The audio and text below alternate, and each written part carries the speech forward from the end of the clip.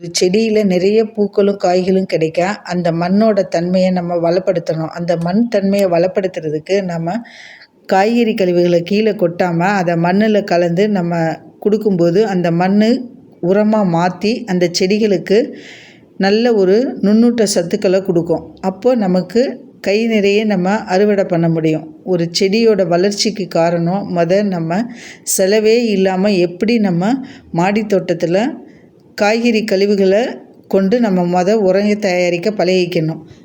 காய்கறி கழிவுகளை நம்ம நிறைய வழிகளில் பண்ணலாம்.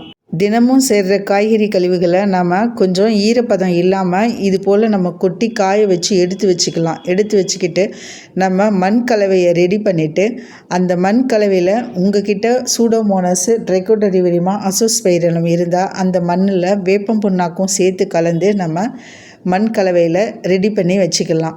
அப்படி இல்லைனாலும் பரவாயில்லை. உங்ககிட்ட கிடைக்கிற தொழு உரங்களான ஆட்டு எரு, மாட்டு எரு இருந்ததுன்னா அதையும் சேர்த்து இந்த மண் கலவையில் கலந்துக்கலாம்.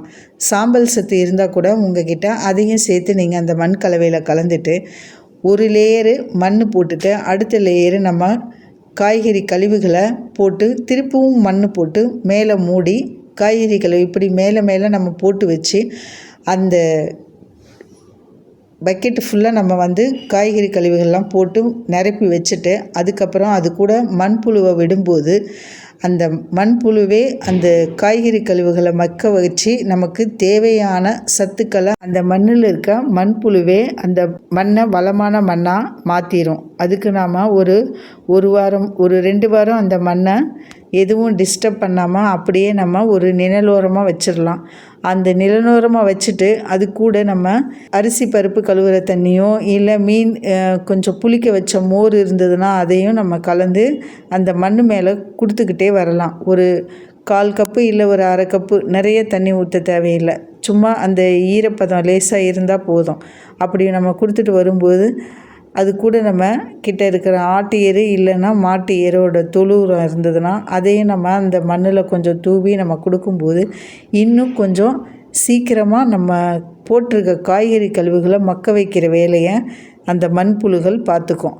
செய்ய வேண்டிய வேலையெல்லாம் காய்கறி கழிவுகளை கீழே போடாமல் இது போல் நம்மக்கிட்ட பக்கெட்லாம் இருந்ததுன்னா அந்த பக்கெட்டில் மண்ணை கொட்டி காய்கறி கழிவுகளை போட்டு நாம் ரெடி பண்ணி 1 மாதம் கழித்து அந்த தொட்டியில் நாம் செடிகளை நடவு பண்ணலாம். அப்படி நடவு பண்ணும்போது அந்த செடிகளும் நல்ல ஒரு ஆரோக்கியமாக வளரும்.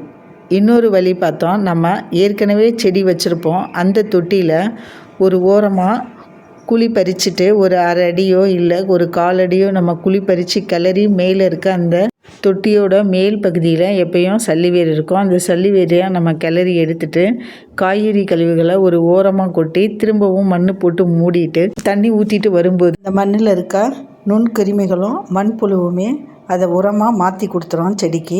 அடுத்து ஒரு செலவில்லாத உரம்னு பார்த்தா மீன் அமிலம். இந்த மீன் அமிலம் நம்ம மார்க்கெட்டில் மீன் கட் பண்ணுறவங்க கிட்ட 1 கிலோவோ 1/2 கிலோவோ கேட்டு நம்ம மீன் கட் பண்ண வேஸ்ட்டை வாங்கி சரிசமமாக நாட்டு சக்கரை இல்லைன்னா பனை வெல்லம் போட்டு அதை நம்ம 21 நாள் போல் நம்ம அதை டைட்டாக மூடி வச்சு வந்தோன்னா அதில் கிடைக்கிற உரமும் நம்ம செடிகளுக்கு தண்ணியில் கலந்து நம்ம அதை வடிகட்டி தண்ணியில் கலந்து கொடுக்கும்போது செடியோட வளர்ச்சி இன்னும் நல்லா இருக்கும். அடுத்து வாழைப்பழ கரைசல். இதுவும் நம்ம ரொம்ப கனிஞ்ச வாழைப்பழமாக ஒரு 10 ரூபாய்க்கோ 20 ரூபாய்க்கோ வாங்கி அது கூட நம்ம சரிசமமாக நாட்டு சக்கரை கலந்து அதையும் நம்ம 20 நாள் 30 நாள் அதை நம்ம ஒரு ஏர் டைட்டான டப்பாவில் போட்டு நம்ம குளிக்க விட்டுக்கிட்டே வந்தோன்னா இதில் கிடைக்கிற சாரை நம்ம வடிகட்டி தண்ணியில் கலந்து கொடுக்கும்போது இன்னும் பல மடங்கு மண்ணில் நுண்ணூட்ட சத்துக்கள்லாம் பெருகி செடி நல்ல வளர்ச்சி அடையும்.